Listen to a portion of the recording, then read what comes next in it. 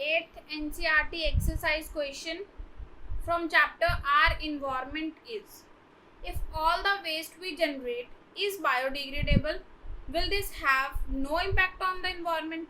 देखो, एक बार सुनने में आपको ये लग रहा होगा कि वाओ कितने मजे हो जाएं अगर सारा का सारा मटेरियल ही बायोडिग्रेडेबल हो. सो द आंसर इज, कहते हैं अगर सारा मटेरियल बायोडिग्रेडेबल हो जाएगा ये भी हमारे लिए कोई पॉजिटिव बात नहीं है, क्योंकि हमारे पास बायोडिग्रेडिंग माइक्रो ऑर्गेनिजम्स की कमी है. तो टाइम पर मटेरियल बायोडिग्रेड नहीं हो पाएगा और इवन उस ऊपर से क्या होगा, डिग्रेड हो नहीं पा रहा, साइड पर पड़ा हुआ वो मटेरियल गल सड़ रहा है, क्योंकि बायोडिग्रेडेबल गल जाता है, सड़ जाता है, उसमें से फाउल स्मेल, गंदी स्मेल आएगी, मक्खियाँ आएंगी, मच्छर उसके ऊपर ग्रो होना शुरू होंगे, नंबर ऑफ डिजीजेस स्प्रेड होनी शुरू हो जाएगी, तो और लोगों के लिए रहना मुश्किल हो जाएगा.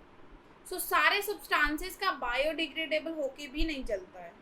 सो the answer is, if all the waste generated would be biodegradable, this will also create problem. ये भी एक हमारे लिए प्रॉब्लमेटिक सिचुएशन है, as the numbers of decomposers will be quite low, so wastes cannot be broken down into harmless simpler substances.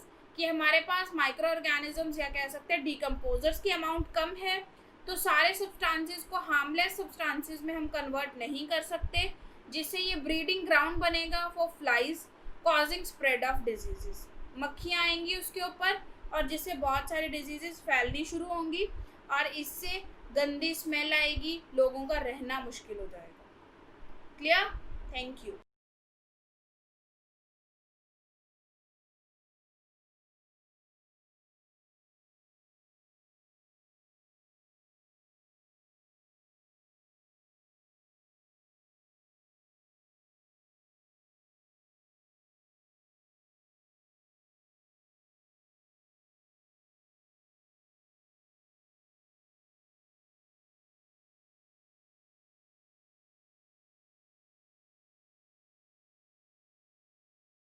Ninth NCERT exercise question from chapter R environment is, why is damage to the ozone layer a cause for concern?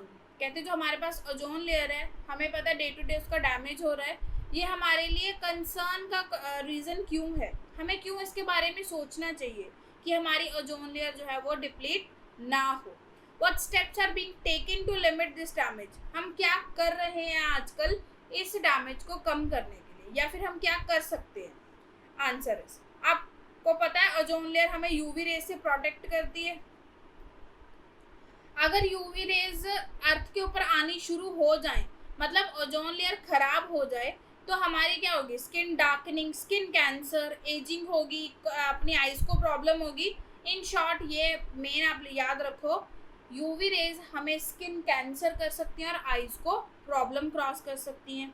इसके अलावा ये crop को ख़राब कर सकती है हमारी, साथ में ये बहुत सारे एक्वाटिक ऑर्गेनिजम्स जैसे कि फाइटोप्लैंक्टन्स को डेथ कर सकती हैं. फाइटोप्लैंक्टन्स होते हैं ऐसे प्लांट्स, या फिर हम कह सकते हैं फ्लोटिंग प्लांट्स.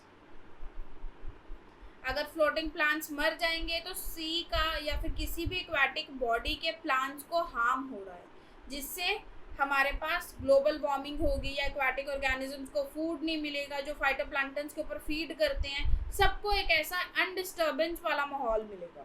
क्लियर? अब इसको हम ख़त्म कैसे, रोक कैसे सकते हैं जो डैमेज है, वो है by stopping the use of CFCs. CFCs are fluorocarbons. अगर हम क्लोरोफ्लोरोकार्बन्स का यूज़ एकदम बंद कर दें, पोल्यूशन करना कम कर दें, तो ओजोन बच सकती है. उसमें भी पोल्यूशन से ज़्यादा मेजर है क्लोरोफ्लोरोकार्बन्स. क्लोरोफ्लोरोकार्बन्स को एज अ रेफ्रिजरेंट यूज़ किया जाता है, एयर कंडीशनर्स में यूज़ किया जाता है, फायर एक्सटिंग्विशर्स में यूज़ किया जाता है. तो कहते हैं अगर जब तक हम अपने ये फ्रिज वगैरह AC चलाएंगे, फायर एक्सटिंग्विशर्स यूज़ करेंगे, तब तक ये क्लोरोफ्लोरोकार्बन जो है वो आती रहेगी. इसीलिए हमें इनका कोई ऑल्टरनेटिव यूज़ ढूंढना चाहिए और साथ में इंडस्ट्री से भी क्लोरोफ्लोरोकार्बन का रिलीज कंट्रोल करना चाहिए. इससे हम अपनी ओजोन लेयर को प्रोटेक्ट कर सकते हैं. क्लियर? Thank you.